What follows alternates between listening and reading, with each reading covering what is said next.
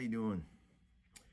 It's your old Slovak friend from the great north, little Tommy Bukovac. How you doing, guys?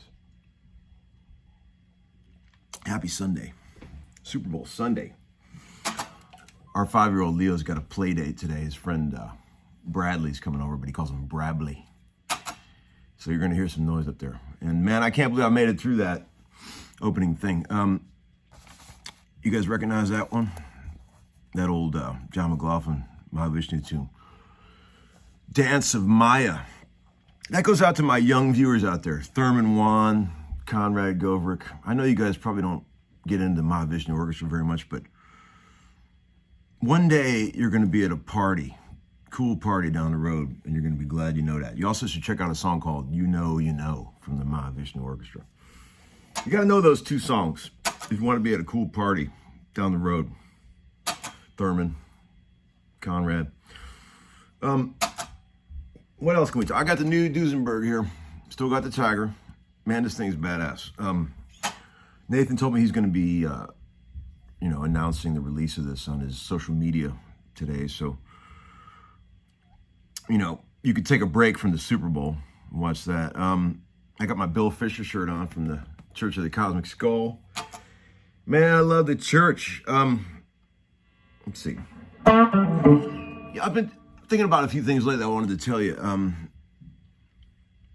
By the way, that was Chevrolet by Taj Mahal that I played after the Mahavishnu thing. I love that song. I love Taj Mahal. There's a great version of Derek Trucks messing around with that in some radio studio on YouTube that is just ridiculous. My love of Derek Trucks is well documented, as you guys could probably remember. I've talked about how he's my guy. I love him, man. He's my guy. You know what's crazy? When you're in the studio, I was thinking about this. Like that bit I was just playing there, when I went to play that lead bit, I barely got the guitar cracked on. And it gives you that real thin sort of doinky tone, which I love for that real retro. If I turn the volume all the way up, right, it gets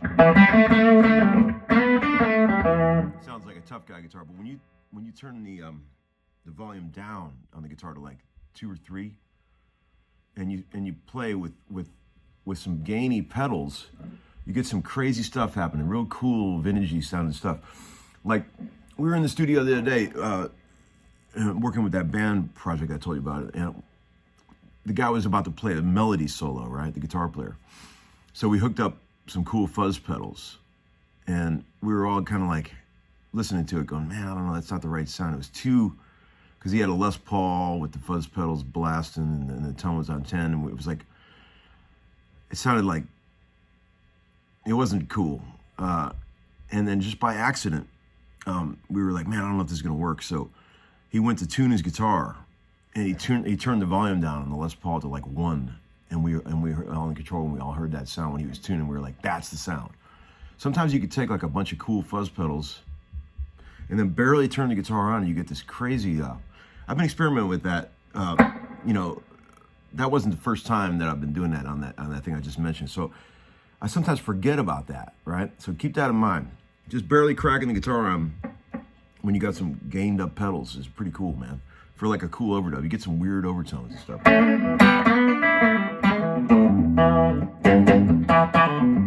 Okay, so then this is probably the worst guitar, like I mentioned, to demonstrate chord voicings and stuff, because there's no fret markers, but there is side dots. See, look, side dots. See, so I'm still gonna go ahead with this anyway. This is for the not so faint at heart. A lot of people have said, well, also thanks for the kind words about yesterday's video, my little Hank Williams Jr. exploration. Thank you for all the kind words. A lot of people said some very nice things, and I appreciate it. Very cool. Just just playing some old drop D sort of lonesome country blues there. But one of the things that people have been asking me lately is like, so okay, so if you're not really into the traditional, jazz chord voicings, all this stuff. What kind of voicings do you like? And I've talked about this in many past episodes, so you guys could go back and you could look at some of these open voicings. But let me just give you a real precursory view of like let's take for example like an E major 7 chord, right? Today's more like about lessons and less about chatting, as you can see. You know, like there's the most typical versions of an E major 7, right? I'm going to show you all the ones, the typical ones, and they're sometimes useful. I'm not saying I don't ever play these, you know. Right? There's that up on the 7th fret. There's this, you know, Color My World, up on the 12th fret or 11th fret. There's this one, right? 4 strings. There's stuff like this, right? There's this, right? That one particularly bothers me. But now, think of things in these terms, right? What if you took that chord and okay, how do I explain this in a way you guys can get it? Okay, when I think of a major 7, I think of the root note, and then I think of 2 whole steps up from the root note. So in the E case, right, in the case of key of E, I go up to G sharp, and then I would play root 5th octave of the G sharp, and impose that over the E.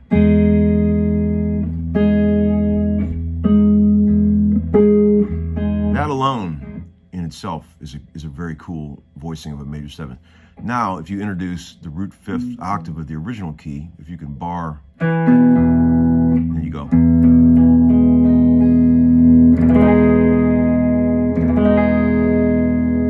Or an A,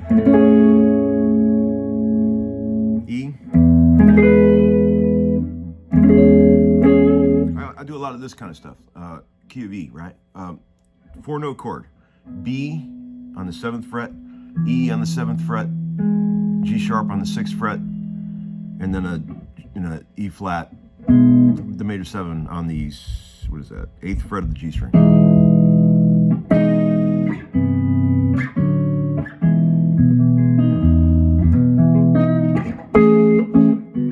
That's a very useful voicing in pop music. You can get away with some cool stuff with that one.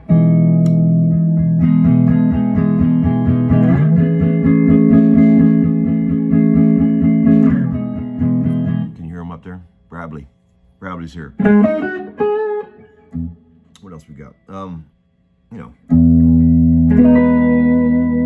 there's so many. I mean, you could just do so much. Just take the recipe that makes up the chord: root, 3rd, 5th, major 7. There's 4 notes, and just jumble it up any way you can. You know, and then, you know, that's what I do. I just jumble it up into odd orders, right? That's what I'm looking for. You know, there's so many things you can do. I mean, endless. Stack the notes in weird ways, and you get these more open voicings that don't sound like this. You know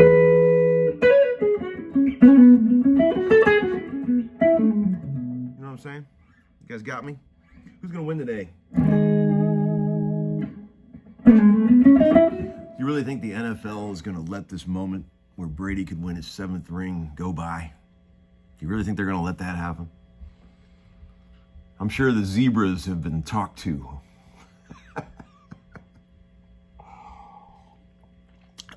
Boys, don't let Tom lose this one, okay? I am in no way insinuating the NFL is rigged. So please, strike that one from the record.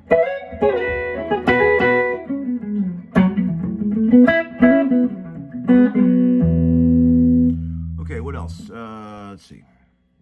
I think that's it for today. Short lesson, because I did one yesterday, you know. This is a quickie, but we covered some ground here.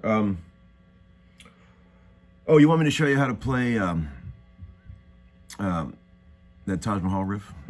I'll show you how to play that. It's very cool. Probably Jesse Ed Davis. I'm not even sure if he was. I'll bet it was him on the record, but.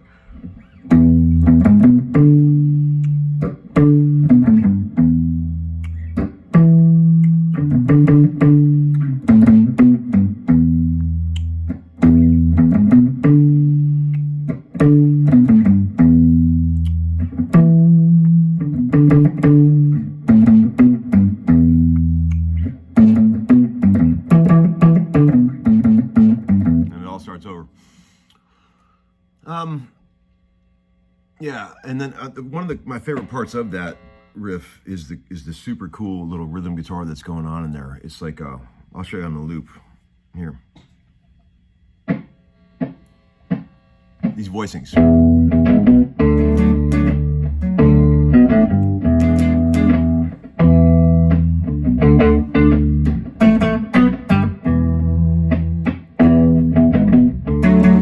See that?